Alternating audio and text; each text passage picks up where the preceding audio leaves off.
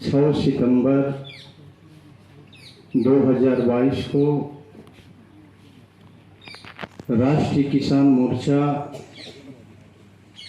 के बैनर तले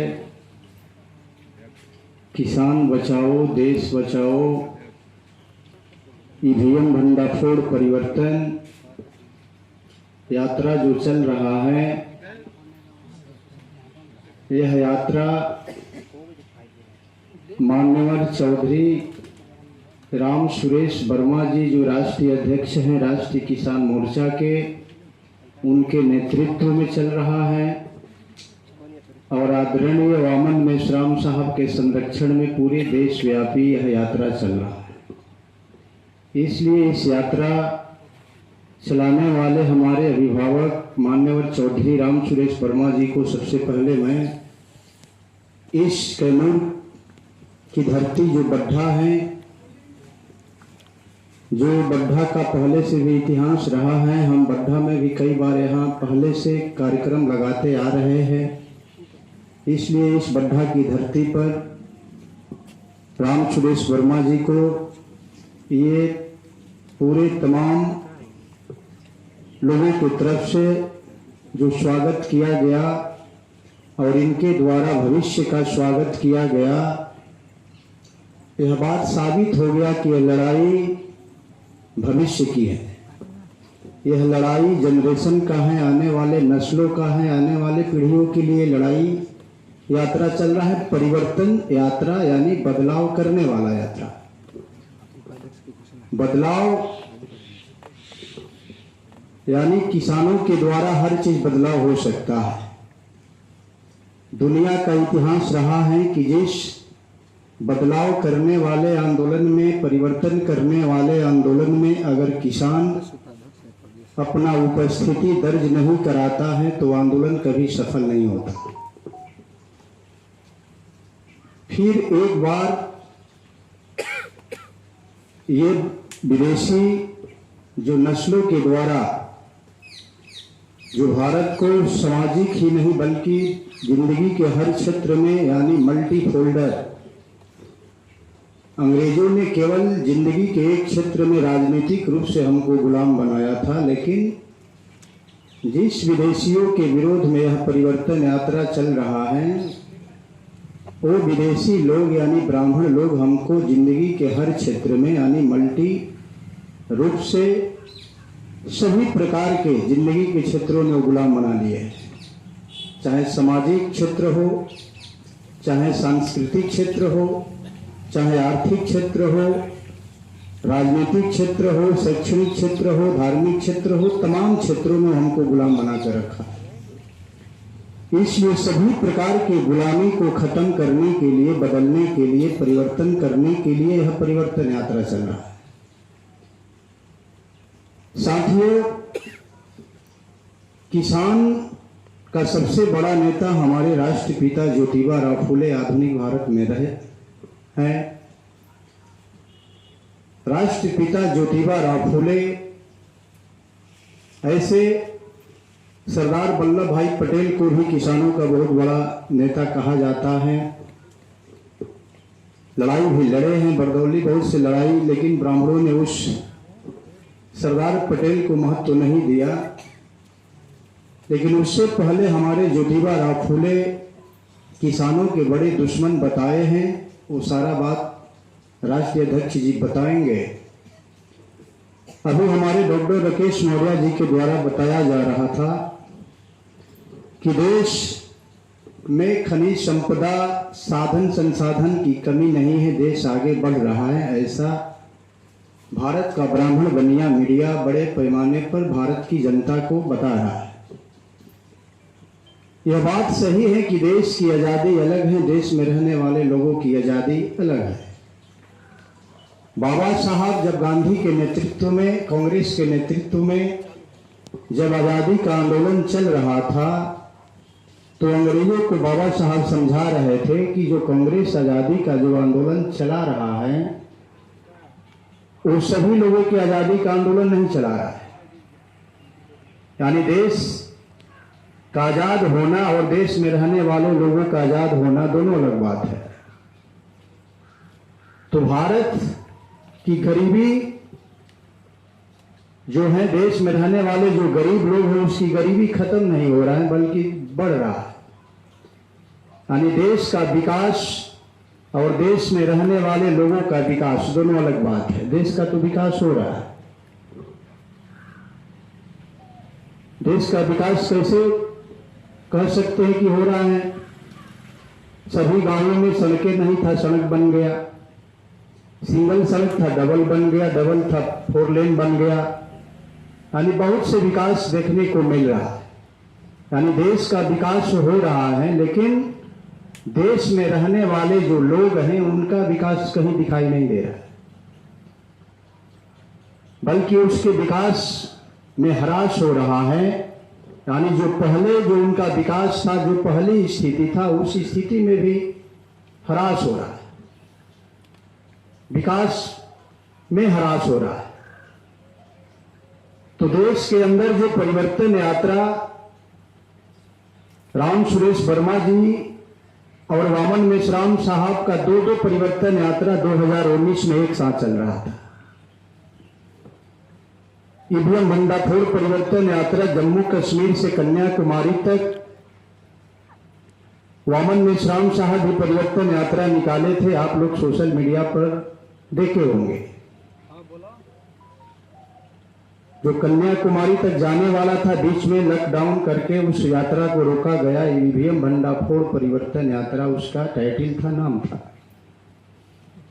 राम सुरेश वर्मा जी का भी साथ साथ परिवर्तन यात्रा था कि किसानों को संगठित करेंगे और बड़ा देश में आंदोलन खड़ा करेंगे हम लोग मिलकर। वो दोनों यात्राओं को लॉकडाउन करके रोका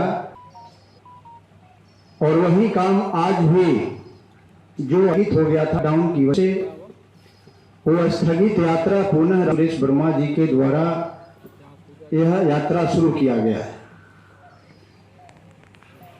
यात्रा से बहुत दुश्मन डरा हुआ है और दुश्मन की डर इसमें दिखाई दे रहा है। जो हमारे कार्यक्रम को कानपुर के धरती पर रोकने का जो काम किया, जिसका नाम है दुर्गेश मणि त्रिपाठी, वो मैं पढ़कर सुनाना चाहता हूँ। इतना ही पढ़कर मैं बात समाप्त करूंगा। मैं ब्राह्मण हूँ महासभा। यह कार्यक्रम वामन मेश्राम साहब का 21 अगस्त को होने वाला था। कानपुर में उत्तर प्रदेश का 37वां राज्य अधिवेशन होने वाला था।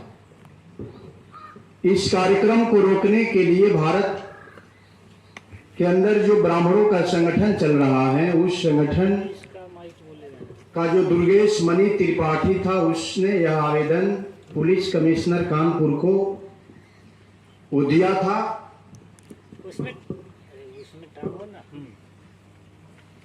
इसमें लिखा है, सेवा में श्रीमान पुलिस आयुक्त महोदय कानपुर नगर, श्रीमान जी, इस ज्ञापन के माध्यम से आपको यह ज्ञात कराना है कि कानपुर के थाना गोविंद नगर स्थित गेस्ट हाउस रूप विजय में 21 अगस्त 2022 दिन रविवार को वाम सेफ अध्यक्ष वामन मेश्राम की सभा 11 बजे से प्रस्तावित है। वामन मेश्राम साहब समाज के ऊपर, ब्राह्मण समाज के ऊपर और हिंदू देवी देवताओं और सनातन धर्म के प्रति अमर्यादित टिप्पणी पूर्व में करते रहे हैं तथा ब्राह्मण जाति के खिलाफ और स्वर्णों की अन्य जातियों के खिलाफ और शब्दों का और गलत भाषा का प्रयोग निरंतर करते रहते हैं। राष्ट्रपिता महात्मा गांधी जी के खिलाफ भी अपने अभद्र टिप्पणी कर चुके हैं। ये कृत्यों और मानसिकता के कारण भारत समाज के प्रति भारी आक्रोश व्याप्त है। इनके क्रम की अनुमति करके कानपुर शहर के सामाजिक सौहार्द की रक्षा का दायित्व आप पर है। आपसे आग्रह है कि ब्राह्मण समाज और सनातन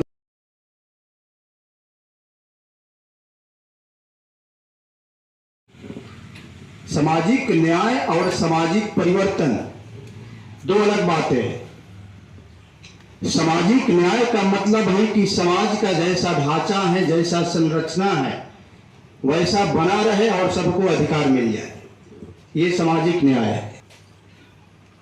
जैसे पिछड़ा भी रहे, अनुसूचित जाति भी रहे, जनजाति भी रहे, जाति व्यवस्था भी रहे, वर्ण व्यवस्था भी रहे, इस सामाजिक व्यवस्था ब्राह्मण व्यवस्था में सब अधिकार मिल जाए, सामाजिक न्याय। सामाजिक परिवर्तन में करना है। सामाजिक परिवर्तन की लड़ाई हमारे महापुरुष फूले साहू अम्बेडकर ने लड़ा। जो भी हमारे संत सामाजिक परिवर्तन यानी वर्ण व्यवस्था के विरोध में, जाति व्यवस्था के विरोध में, एलिनेशन कास्ट जो है, जाति का उच्छेद जो है, बाबा साहब का किताब पढ़ने से पता चलता है कि वो परिवर्तन की लड़ाई लड़ रहे थे। सामाजिक न्याय की लड़ाई अलग बात है। सामाजिक परिवर्तन में सामाजिक न्याय शामिल है, सामाजिक न्याय में सामाजिक परिवर्तन शामिल नहीं है। बहुत से लोग कहें सामाजिक सुधार की भी बात करते हैं। सामाजिक सुधार की भी लड़ाई हमारे महापुरुषों का नहीं था।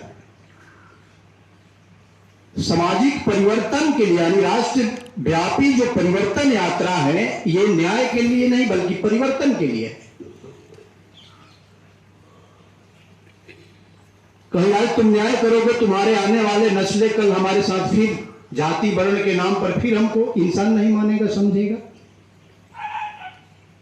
तो परिवर्तन जो हमारे सम्राट अशोक के पहले, सम्राट अशोक के समय में भी जो सामाजिक परिवर्तन, तो हम लड़ाई सामाजिक परिवर्तन के लिए लड़ रहे हैं, ध्यान रखना है। नहीं तो कहीं भ्रम में हो जाएगा कि जल्दी मतलब कि अधिकार मिल जाए, फिर अब लोग कोई लड़ाई लड़ने की जरूरत नहीं है। जाति जनगणना हो जाए ओबीसी का, ये सामाजिक न्याय है। यानी समाज व्यवस्था इसी तरह बना रहे, सामाजिक व्यवस्था में ओबीसी की जाति जनगणना हो जाए तो सामाजिक न्याय है। लेकिन ये लड़ाई यहीं तक हमारा नहीं है, सामाजिक परिवर्तन की लड़ाई। तो किसानों की जो स्थिति है इस व्यवस्था में, बताया कि दुनिया का कोई भी आंदोलन किसानों के बगैर सफल नहीं हुआ है। भारत के संदर्भ में देखा जाए, आजादी से लेकर आज तक भारत का कोई भी केंद्रीय सरकार किसानों और मजदूरों के बगैर नहीं बना। यानी जिसको किसान मजदूर समर्थन किया है उसी का केंद्र में सत्ता बना है। और किसान सबसे ज्यादा अगर देखा जाए तो हम लोग हैं। ओबीसी 60% जो जातियां हैं ये किसानी जातियां हैं, और ओबीसी के ही सहारे भारत में ब्राह्मण 75 साल से जो आजादी का जो अमृत महोत्सव जो मनाया, यह बात साबित हो गया कि अमृत महोत्सव वही मना सकता है जिसको अमृत मिला हो। आजादी से तो हमको अमृत नहीं मिला, हमको तो आज तक विष ही मतलब पीना पड़ रहा है, जहर ही मिल रहा है।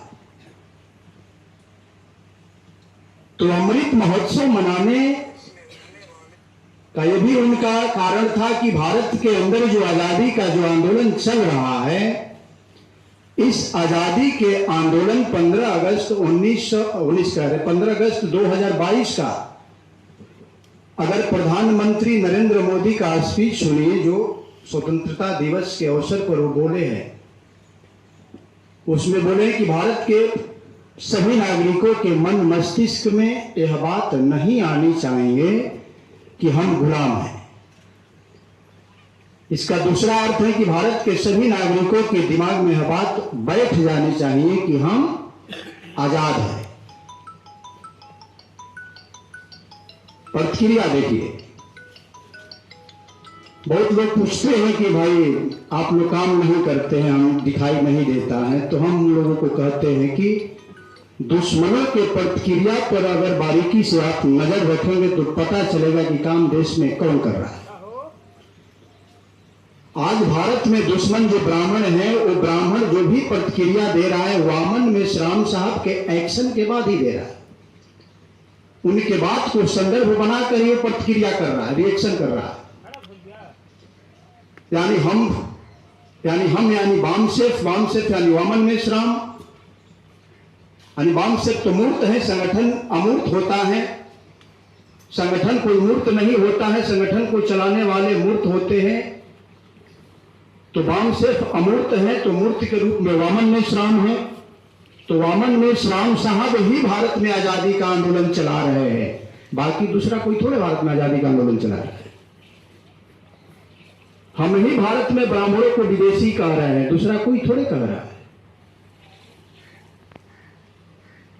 तो प्रतिक्रिया पर अगर दुश्मनों का ध्यान दिया जाए तो बात साबित होता है कि ब्राह्मण किससे डरा है, बहुत भयभीत है।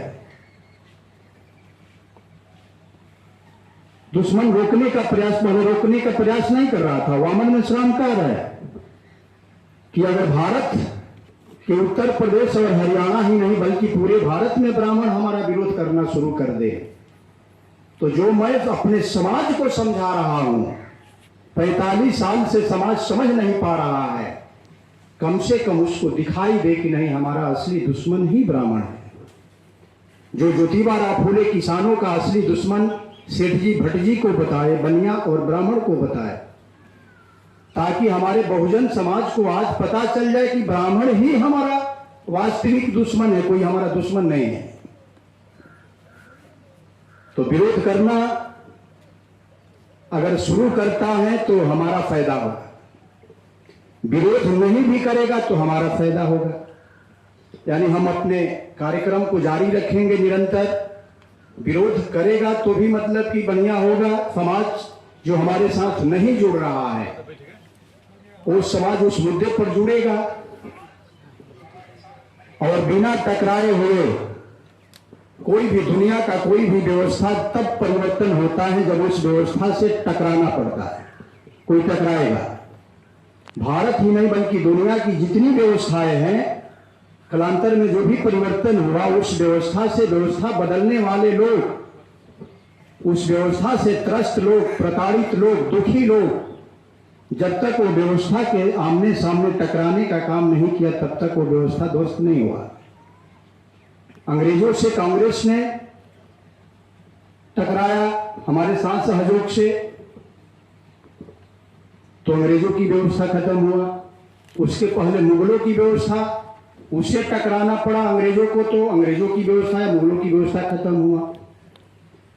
तो ब्राह्मण की व्यवस्था अगर हम लोग बदलना चाहते हैं बिना टकराए हुए, बिना आमने सामने लड़ाई लड़े हुए, तो ब्राह्मणों की व्यवस्था बदलने वाला नहीं है, टकराना पड़ेगा। और वो टकराने का समय अब बहुत जल्द आ गया है, अब आमने सामने टकराव होगा। यानी आजादी के लिए, लिबरेशन के लिए टकराना होगा, कॉन्फ्रोंटेशन करना होगा, टकराव करना होगा। और हम संविधान को हथियार बनाकर संवैधानिक तरीके से टकराएंगे। अगर वो असंवैधानिक तरीके से हमसे टकराता है तो ये भी हमारे अंदर है अंतिम लक्ष्य, अंतिम उद्देश्य आजादी है हमारा। अगर आजादी पाने के लिए अगर अंत समय में कुछ भी करना पड़े, हम लोग करने के लिए तैयार है, क्योंकि हमारा महत्वपूर्ण आजादी है, आजादी ही लेना है। और आजादी के लिए अगर अंत में कुछ भी करना पड़े, अभी सारे संवैधानिक हथियार अपना रहे हैं हम लोग, और संविधान के विरोध में हर बार वो काम करेगा। अगर हिंसा का सिद्धांत तो अपनाता है, हिंसा तो उसके डीएनए में है, हम भी हिंसा का मतलब सिद्धांत अपनाएंगे उस समय जिस समय सारा हथियार हमारा फेलियर हो जाएगा, असफल हो जाएगा। तो आजादी के लिए हम लोग परिवर्तन यात्रा चला रहे हैं, नस्लों के लिए, जनरेशन के लिए। इलेक्शन जो आजाद होता है उसको इलेक्शन लड़ने की जरूरत नहीं पड़ता, मुफ्त में उसको सत्ता मिलता है। और इतिहास सामने है, आजादी 47 में मिला, आजादी के पहले भारत का प्रधानमंत्री नेहरू बन गया था। कोई इलेक्शन, 22 इलेक्शन हुआ, 37 साल पहले उसको सत्ता मिल गया। भारत में पहला चुनाव 1947 में आजाद हुआ, सत्ता मिल गया। तो आजाद लोगों की चुनाव लड़ने की जरूरत नहीं है। इसलिए हम लोग कह रहे हैं कि लड़ाई जैसे इलेक्शन नहीं है, इलेक्शन लड़ने वाले लोग तैयारी कर रहे हैं, लेकिन